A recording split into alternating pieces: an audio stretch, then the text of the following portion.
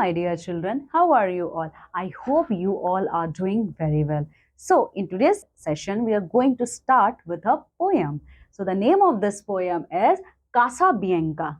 Okay, so what is the meaning of Casabianca? We are going to see in this chapter. But before I start this chapter, I want to tell you something. Okay, obedience means following the orders and rules without asking question. You know what is the meaning of obedience? Obedience means you are following the rules and regulations set by your parents without asking any question. In this poem, you are going to see how a boy who was so much obedient towards his father that even death is standing in front of him, but he was not afraid. Okay, he was obeying the orders of his father. So let's start the chapter. The boy stood on the burning deck once when all but him had fled. The flame that lit the battle's wreck shone round him or the dead. Here you can see a boat. Okay, there's a boat.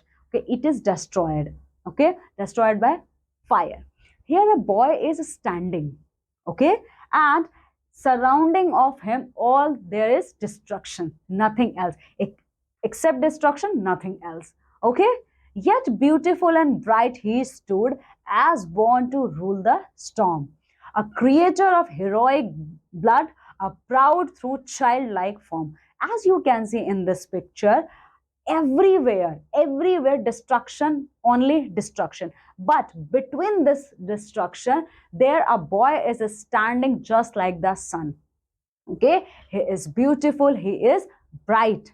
Okay, and maybe the blood which flows in his nerve may be the blood of any hero. Okay, that's why he is a proud person standing between the destruction.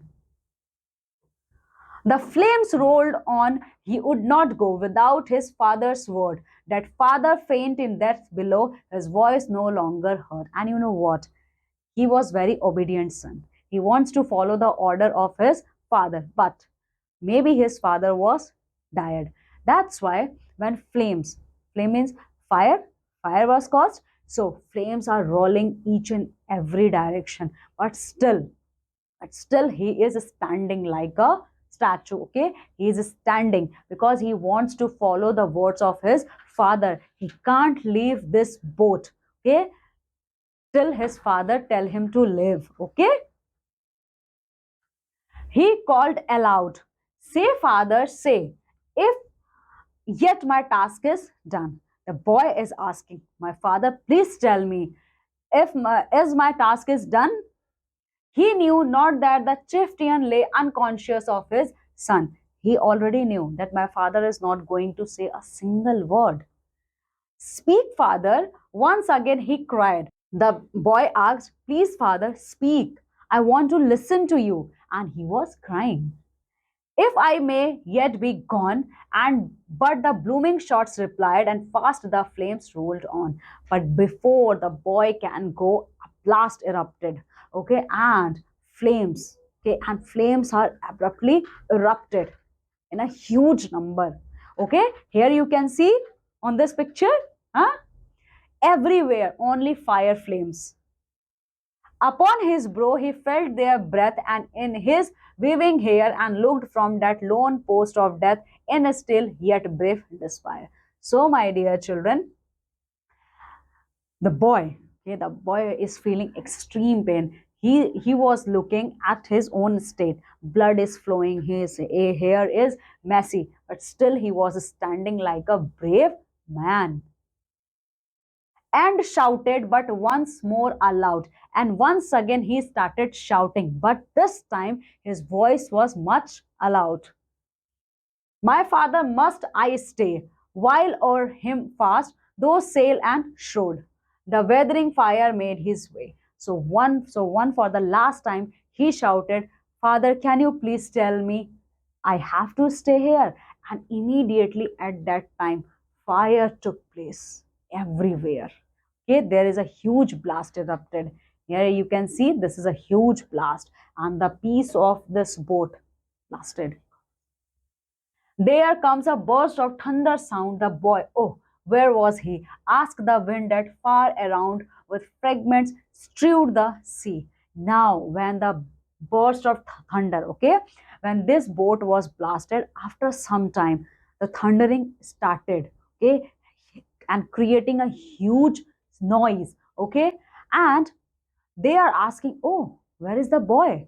Where has he gone? Okay, in this poem, the poet is telling, go, ask the wind, where that boy gone? Because that boy was very much obedient. In front of him, death was standing, but still he was waiting to get the order from his father. So both father and son died. This poem is written by Felicia Dorothea Heyman.